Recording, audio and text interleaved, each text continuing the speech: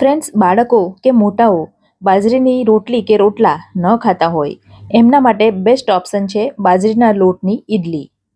બનાવવામાં ખૂબ જ સરળ છે અને ઇન્સ્ટન્ટ બની જાય છે. તો આજે આપણે બાજરીના લોટની ઈડલી સાથે એની સાથે ખવાતી ચટણી પણ બનાવીશું.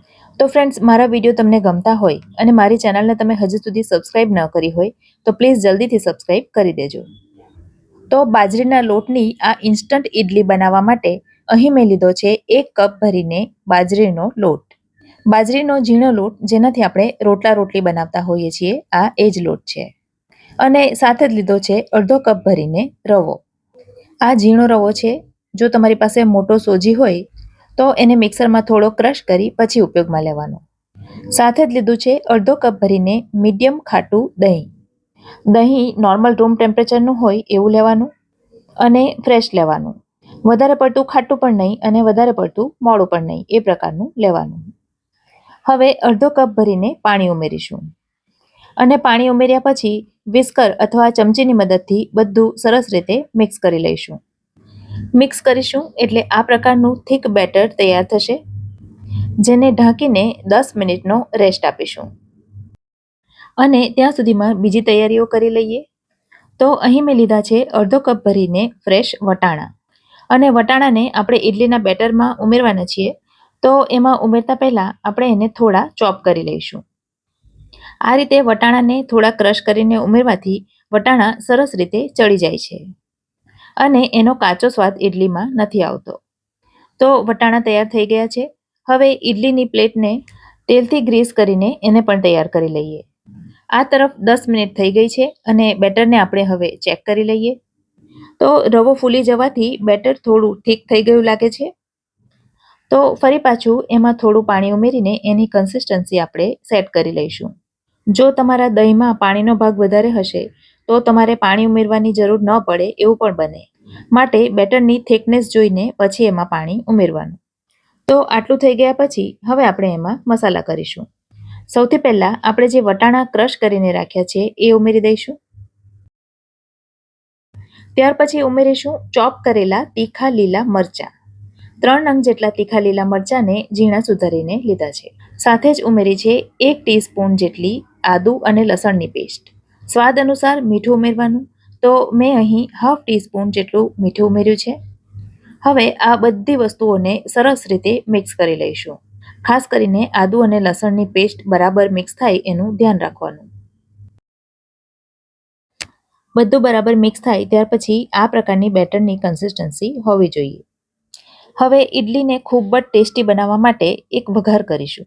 એના માટે વઘારિયામાં 2 મોટી ચમચી જેટલું તેલ ગરમ થવા માટે મૂકી દીધું હતું અને તેલ ગરમ થાય એટલે એમાં હાફ ટીસ્પૂન જેટલી રાઈ ઉમેરીશું.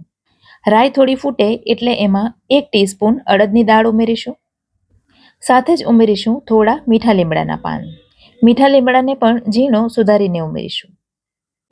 અને છેલ્લે 5 ચમચી એટલે કે 1/4 ટીસ્પૂન જેટલી હિંગ ઉમેરીશું. આ સરસ મજાનો વઘાર તૈયાર થાય એટલે એને ઇડલીના બેટર ઉપર રેડી દઈશું.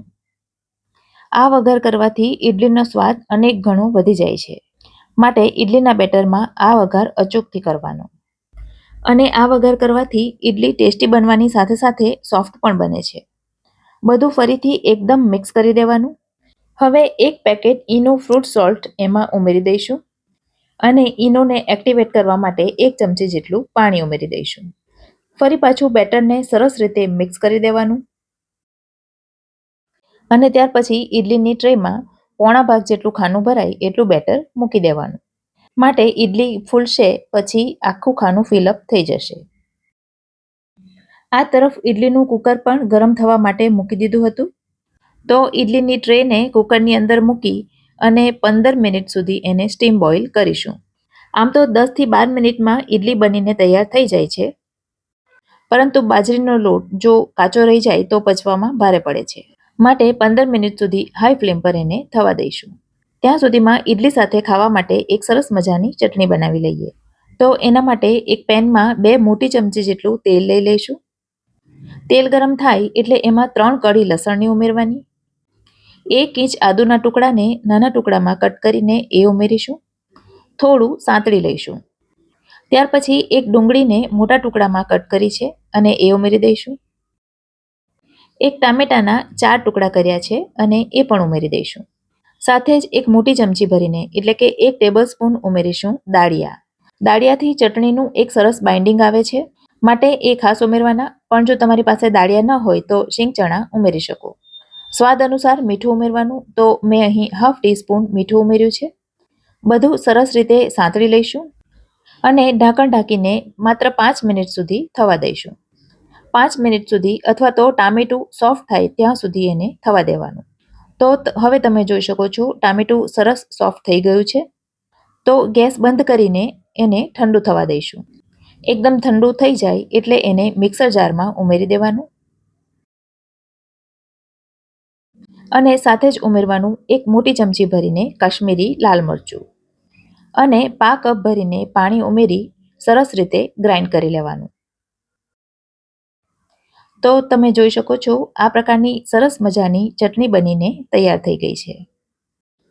પણ હજી એ ખાવા માટે તૈયાર નથી, એના ઉપર હજી એક વઘાર કરવાનો બાકી છે. તો ચટણીને એક વાસણમાં ટ્રાન્સફર કરી હવે આપણે એના ઉપર એક વઘાર કરીશું. જેના માટે વઘારિયામાં 2 ચમચી જેટલું તેલ ગરમ થવા માટે મૂકી દીધું હતું. જેમાં અડધી ટીસ્પૂન રાઈ અને અડધી ટીસ્પૂન અડદની દાળ ઉમેરીશું. સાથે જ અડધી ટીસ્પૂન ચણાની દાળ ઉમેરીશું. એક સૂકું વઘારનું મરચુંને તોડીને ઉમેરીશું અને 1/4 ટીસ્પૂન એટલે કે 5 ચમચી હિંગ ઉમેરીશું. થોડા ઉમેરીશું મીઠા લીમડાના પાન.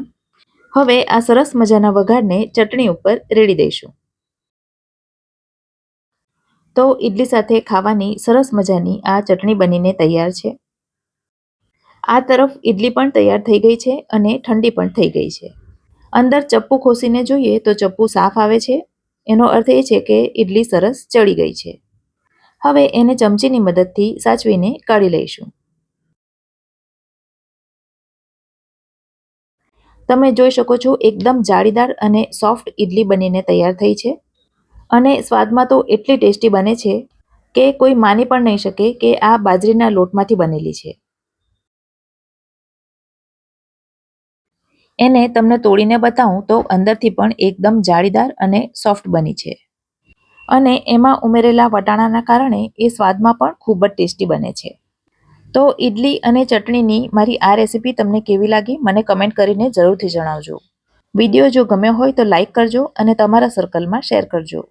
તો ફરી મળીશું આવી જ એક નવી રેસીપી સાથે. ત્યાં સુધી મને રજા આપો. આવજો.